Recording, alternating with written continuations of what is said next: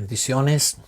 Estamos en la enseñanza número 8 del tema las áreas del quehacer profético. Y estamos hablando sobre cómo los profetas ministran o administran la revelación que reciben del Señor.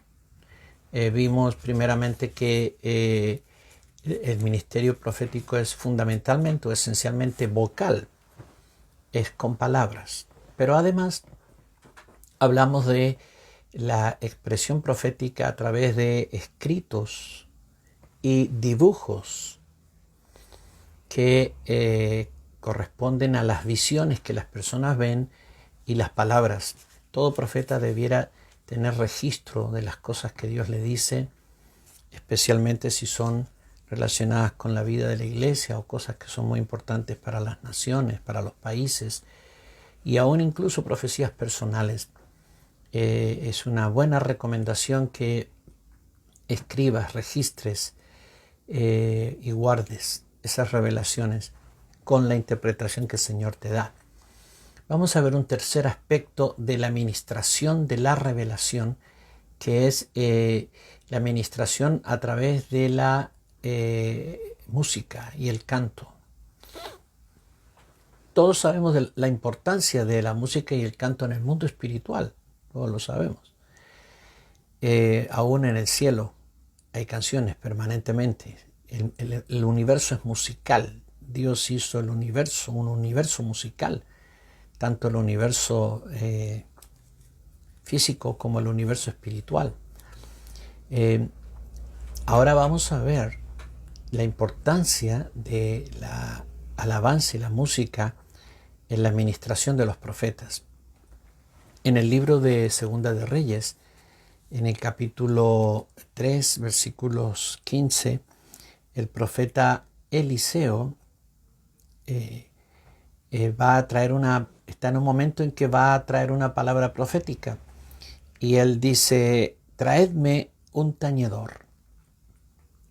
Un tañedor, una persona que tocaba seguramente un arpa o un instrumento de cuerdas.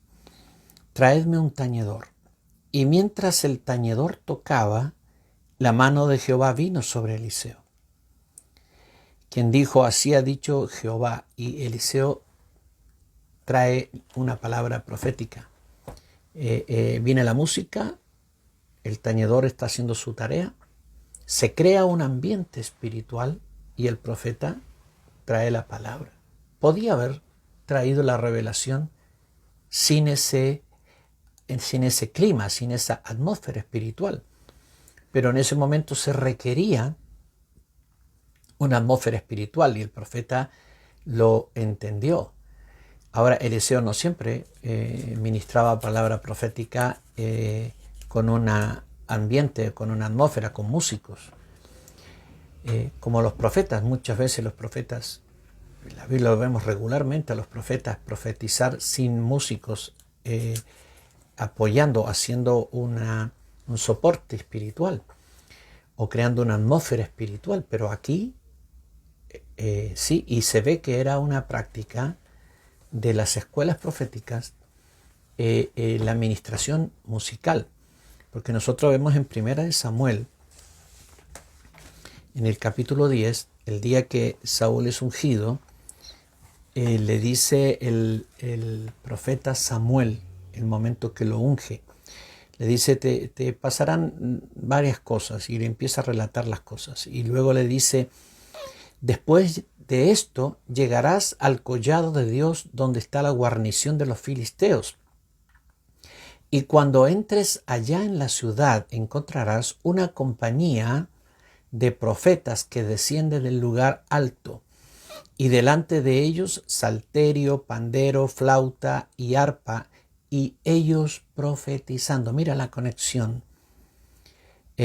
Salterio, pandero, flauta y arpa, música, una orquesta tocando, venían caminando y tocando, y ellos profetizando. Entonces el Espíritu de Jehová vendrá sobre ti con poder, y profetizarás con ellos, y serás mudado en otro hombre. Y versículo 10 dice, y cuando llegaron allá al collado, después de despedirse de Samuel, Saúl va y le pasan todas las cosas que le dijo Samuel. Y cuando llegan al collado, he aquí la compañía de los profetas que venía a encontrarse con él. Y el Espíritu de Dios vino sobre él con poder y profetizó entre ellos. Así es que la música es amiga de la profecía. Dios establece la música muchas veces como un clima previo, y no solamente previo, sino aún durante la palabra profética, una administración musical inspirada. Quizá por eso en el libro de Efesios, capítulo 5, dice el apóstol Pablo enseñando versículos 18 hasta el 20. No os embriaguéis con vino, en lo cual hay disolución. Antes bien, sed llenos del Espíritu Santo, hablando entre vosotros con salmos, con himnos y cánticos espirituales, cantando y alabando al Señor en vuestros corazones, dando siempre gracias por todo al Dios y Padre, en el nombre de nuestro Señor Jesucristo. Nosotros sabemos, ¿no es cierto?, que si empezamos a hablar en lenguas rápidamente, muy rápidamente, entramos a la presencia del Señor. Mucho más que al orar en español. Y si cantamos en lenguas, se crea en nosotros mismos internamente y en nuestro entorno una atmósfera espiritual. Y esa atmósfera espiritual es propicia, sumamente propicia para la ministración profética. El canto profético es un gran recurso y un vehículo de ministración profética, no solamente para crear un entorno donde el profeta hable, pero a veces el profeta puede cantar la profecía. Cantamos en lenguas, ¿por qué no vamos a cantar las profecías? Los profetas deben utilizar la música cada vez que reciban inspiración para hacerlo, ¿no?, de parte del Señor. Estamos hablando de cómo se transmite, cómo se administra la revelación. El profeta recibe la revelación, pero tiene que transmitirla, y a veces es por la vía musical. A veces también la administración es transmitida simbólicamente, de una manera plástica, con actos proféticos, con acciones proféticas. Algunas acciones que los profetas pueden realizar o ser llevados por el Espíritu a realizar son decididamente extrañas para los que no tienen conocimiento del obrar profético. Los profetas son personas que en su trabajo espiritual muchas veces son llamados por Dios a llegar a límites a los cuales Dios no sujeta a sus otros hijos espirituales. Por ejemplo, Dios ordenó a Ezequiel construir una maqueta de Jerusalén y simular un sitio de la ciudad. Luego debió recostarse por 430 días mirando fijamente a la ciudad y profetizando contra ella. Mira, estamos aquí en Ezequiel capítulo 4 y dice de la siguiente manera: tú, hijo de hombre, tómate un adobe y ponlo delante de ti y diseña sobre él la ciudad de Jerusalén. Y pondrás contra ella sitio y edificarás contra ella fortaleza y sacarás contra ella baluarte y pondrás delante de ella campamento y colocarás contra ella arietes alrededor. Tómate también una plancha de hierro y ponla en lugar de muro de hierro entre ti y la ciudad. Afirmarás luego tu rostro contra ella y será el lugar de cerco y la sitiarás. Es señal a la casa de Israel. Y tú te acostarás sobre tu lado izquierdo y pondrás sobre él la maldad de la casa de Israel. El número de los días que duermas sobre él, sobre el lado izquierdo, llevarás sobre ti la maldad de ellos. Yo te he dado los años de su maldad por el número de los días. 390 días. Así llevarás tú la maldad de la casa de Israel. Cumplidos estos, te acostarás sobre tu lado derecho, segunda vez, y llevarás la maldad de la casa de Judá 40 años. Día por año te lo he dado. Al asedio de Jerusalén afirmarás tu rostro, y descubierto tu brazo profetizarás contra ella. He aquí he puesto sobre ti ataduras, y no te volverás de un lado a otro hasta que hayas cumplido los días de tu asedio.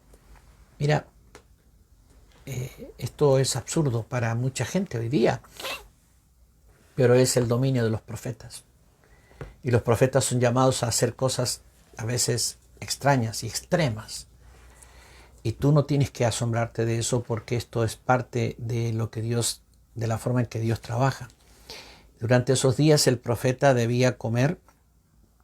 Dice tú, toma para ti trigo, cebada, habas, lentejas, millo y avena, y ponlos en una vasija y hazte pan de ellos el número de los días que te acuestes sobre tu lado. 390 días comerás de él. La comida que comerás será de peso de 20 siclos al día, de tiempo en tiempo la comerás, y beberás el agua por medida. La sexta parte de un hin, de tiempo en tiempo la beberás, y comerás pan de cebada cocido debajo de la ceniza, y lo cocerás a vista de ellos al fuego de excremento humano.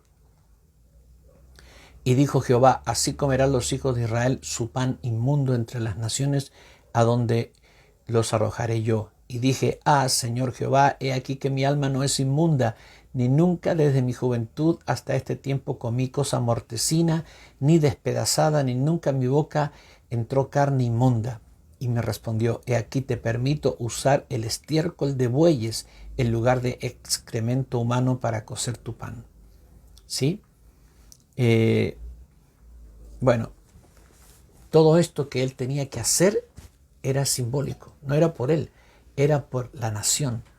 La nación sería sitiada, la nación sería destruida, Jerusalén sería destruido, serían llevados cautivos, y así pasarían hambres, pasarían necesidades extremas. Todo esto era una ministración, actos simbólicos.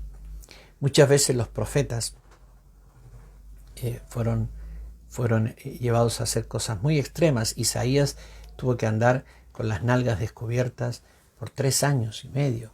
Tú dices, qué escándalo, qué raro. Sin embargo, eran actos proféticos. Muchas veces los profetas debieron realizar acciones simbólicas ordenadas por Dios, y eso siempre encerraba un mensaje espiritual, ¿sí?